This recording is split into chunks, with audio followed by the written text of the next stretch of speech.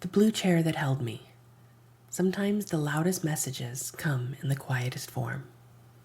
This is a story of a dream that wouldn't let go, and the divine truth it came to deliver. A few years ago, I had a reoccurring dream, which is unusual for me. A blue plastic chair haunted me. You know the ones. The unforgiving molded seats that lived in every waiting room in the 80s and 90s, cold silver legs, scuffed plastic backs, too big for a child, too small for comfort. But this chair, it remembered me. I remember the way it felt beneath me, my legs dangling, my thighs sticking and pinching as I sat there, dripping with fear. I remember tracing the deep scratches on the edges over and over again to ground myself. I remember wrapping my shins behind the cool metal legs, trying not to kick. I remember everything. And I remember the folder, facing away from me, but I knew the handwriting. It was my court-mandated therapist's notes. Words jumped out at me: sullen, flinch, burn, alarming, lonely, mother, sister, grandparents. I couldn't read full sentences, just fragmented flashes of a story too raw to face.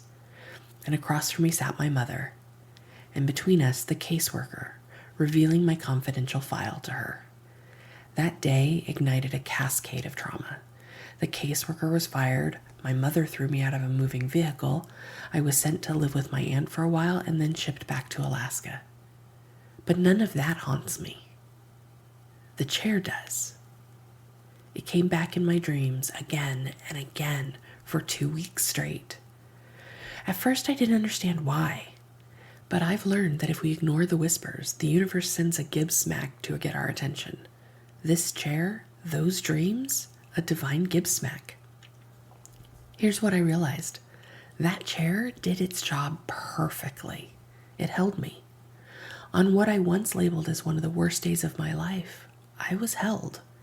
Physically held by the blue plastic chair, spiritually held by the divine, energetically held by guides, ancestors, and even future me.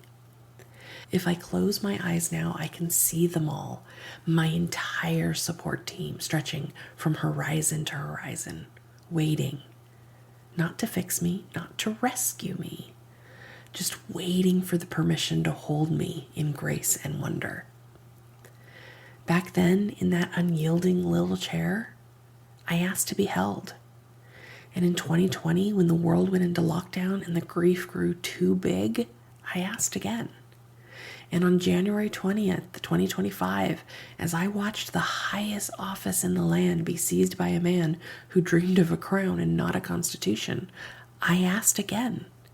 And each time, just like in the movie Pearl Harbor, when Doolittle called for volunteers, my entire support team stepped forward, one resounding step.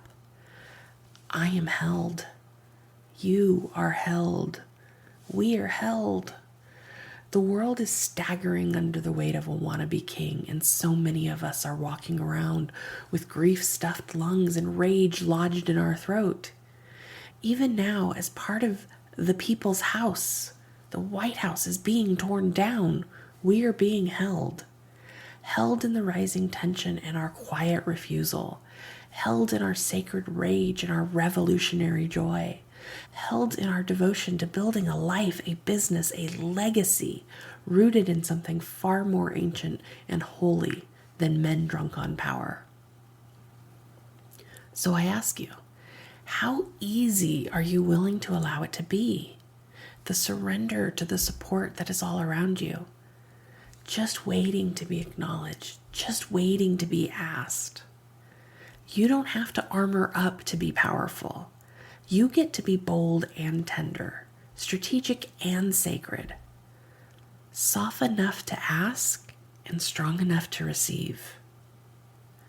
So here's your invitation. Make the ask. Whisper it, scream it, write it down if you have to, but ask for the guidance, for the clarity, for the support. Your divine team is already lined up, shoulder to shoulder, eyes blazing, ready to step forward with you. Because, beloved, you were never meant to do this alone. Reflection prompt. Where are you resisting the hands that long to hold you? What might soften if you let yourself be supported, not after the storm passes, but here in the middle of it all? Daily affirmation. I am divinely supported in every breath. Grace moves through me and around me. The universe delights in holding me steady. I surrender to being beautifully, abundantly held. Postscript. Profit is protest, and receiving support is its most radical form. Every time you allow yourself to be held by people, by spirit, by the systems you've built, you dismantle the illusion that power requires isolation. Keep asking, keep allowing, keep rising. That's how we build a world where softness leads and overflow becomes ordinary. Song of the Day, The One That You Call, by Mackenzie McKay.